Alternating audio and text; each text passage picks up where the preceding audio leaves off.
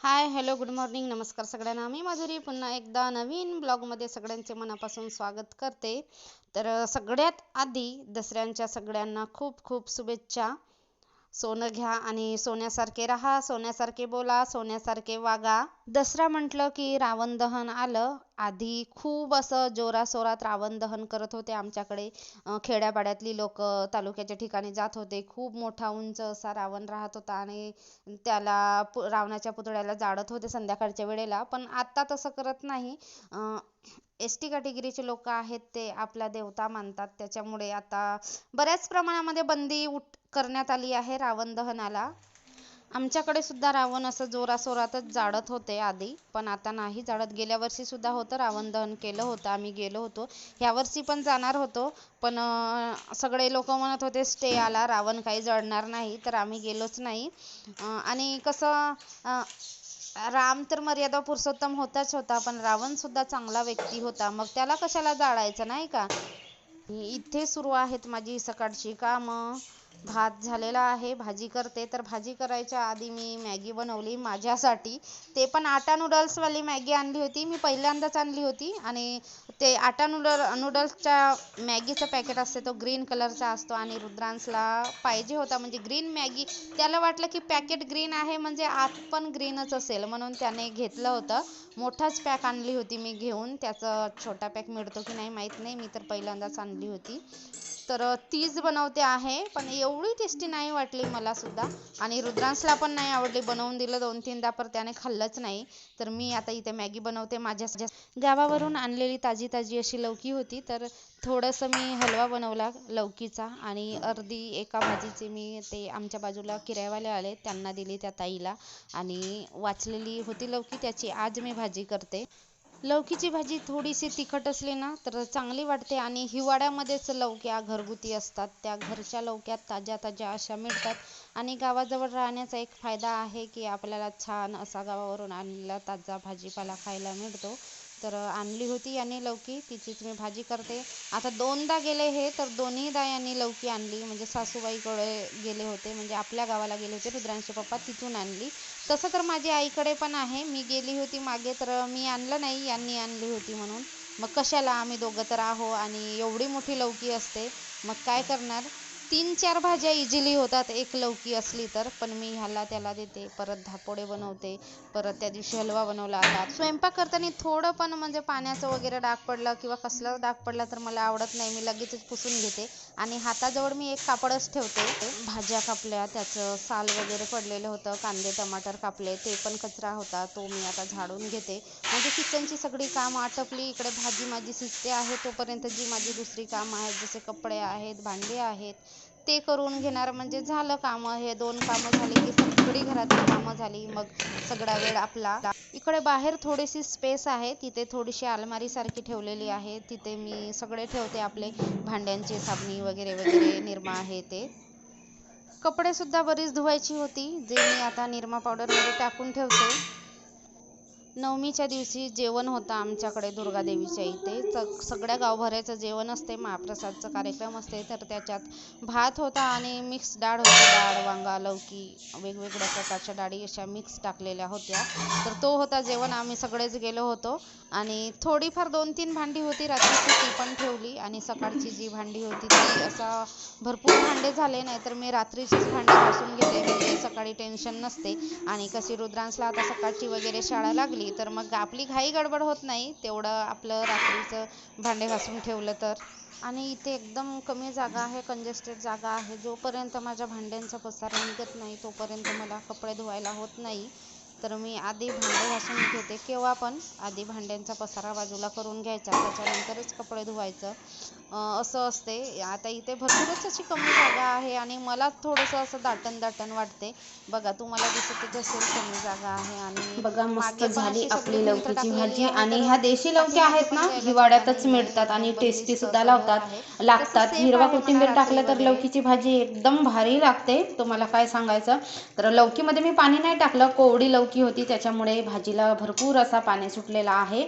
तर लौकीमध्ये protein vitamin भरपूर असते, लौक्या तर खाल्लंच पाहिजे. आणि देशी लौक्या ह्याच मोसममध्ये मिळतात आणि खूप टेस्टी वाटतात. आणि आत्ता गावाजवळ आहे आम्ही, तर आम्हाला जेव्हा पण गेलं तर भाजीचं येतं गावावरून काही ना काही. बघा भरपूर टोपलाभर भांडे झाले. भाजी शिजेपर्यंत मी भांडे घासून घेतले. आत्ता आहेत माझे कपडे धुवायचे. आज कपडे पण भरपूर आहेत. काल दुर्गादेवीकडे गेलो होतो आम्ही, तर साडी घातली होती, तर आज साडीसुद्धा आहे धुवायची. तर कपडेसुद्धा मी आता धुवून घेते.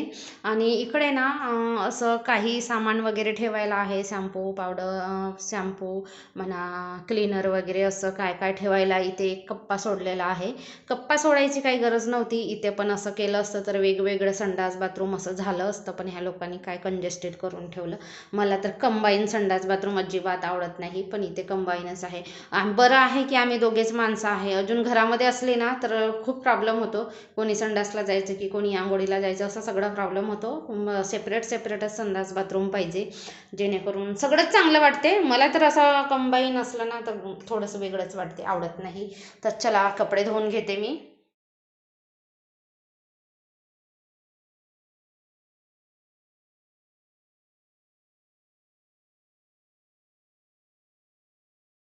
रुद्रांशचे पप्पा आणि रुद्रांश चालले ऑफिसला. तर हे सकाळचीच एकदम सकाळची क्लिप आहे. माझे कामं वगैरे व्हायलाच होते तेव्हाची क्लिप आहे. तर रुद्रांशचे पप्पा ऑफिसला चालले. तिथे यंत्र वगैरे आहेत ना, मशनी वगैरे, तर त्यांची पूजा होते तिथे. आणि मी बनवून दिल्या होत्या थाळी रुद्रांशच्या पप्पांना ऑफिसमध्ये. पूजा आणली होती 5-6-7-8 हारी बनवून दिल्या होत्या मी. ते घेऊन चालले. आणि रुद्रांशला पण सुट्टी होती तर रुद्रांशला पण घेऊन चालले पूजा करायला.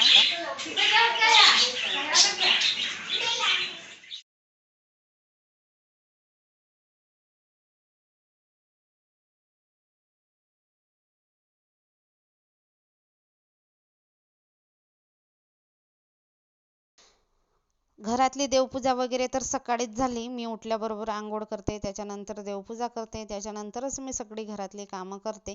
आता सगळी घरातली कामं झाली. रुद्रांशचे पप्पासुद्धा आता घरी आले आणि आता आहे आमची घरची शस्त्रपूजा, देवपूजा म्हटल्यासारखं. तर रुद्रांशने आपली सायकल ठेवली, छोट्या छोट्या गाड्या ठेवल्या.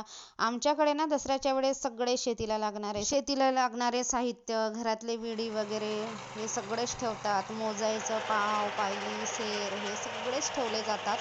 तर मी थोडंफार ठेवलेलं आहे पूजा करायला, म्हणजे शस्त्रपूजा करायला.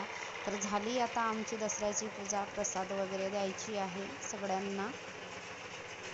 आता शेतीची कामं खूप जोरात चाललेली आहेत, म्हणजे धान कापायचं चाललेलं आहे लोकांचं. तर इथे बघा मशनीने धान कापतात. अशी असते धान कापायची मशीन.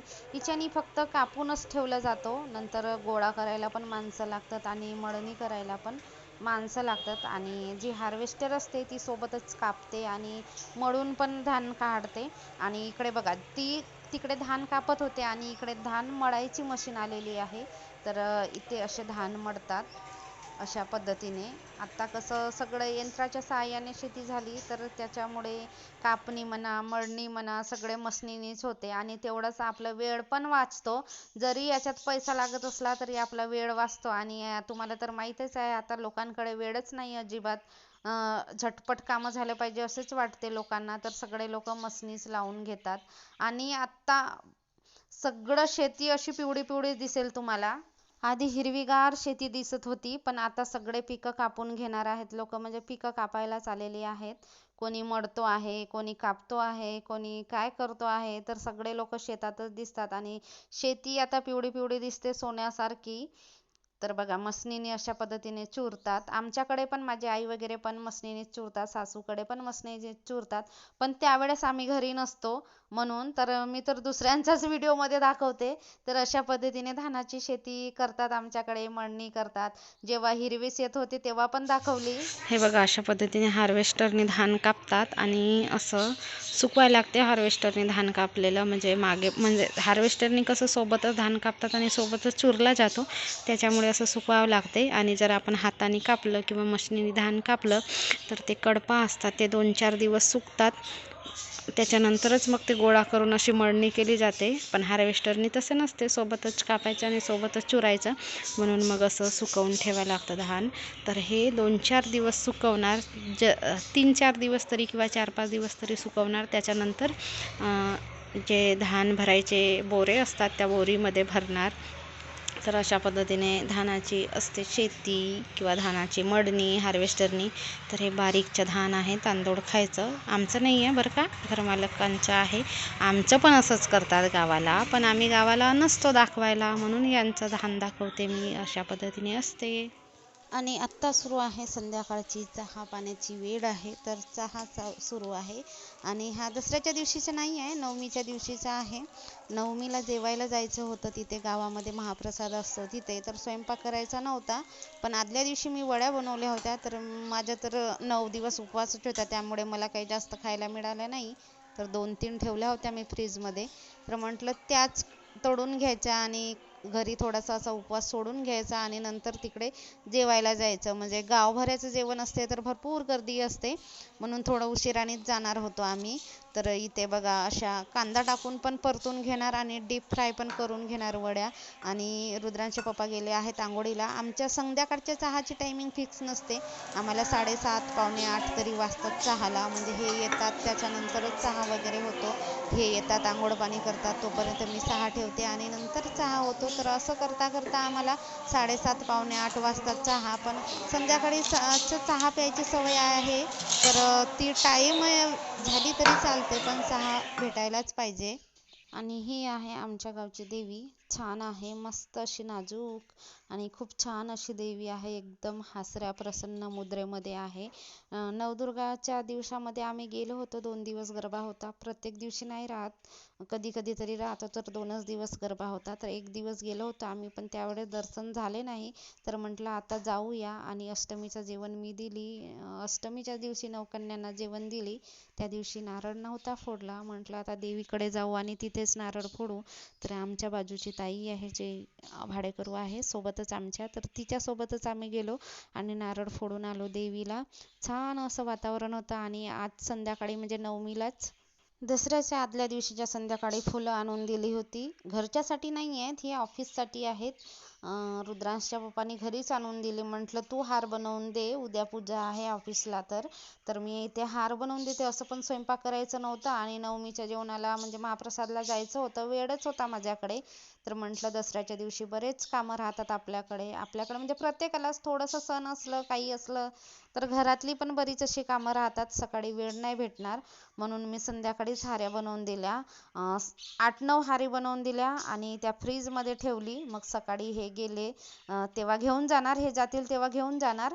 तर मस्त अशा सुंदर अशा हारी बनवून दिल्या आणि 3-4 रंगाचे फुलं होते. खूप छान अशा हारी बनवून दिल्या.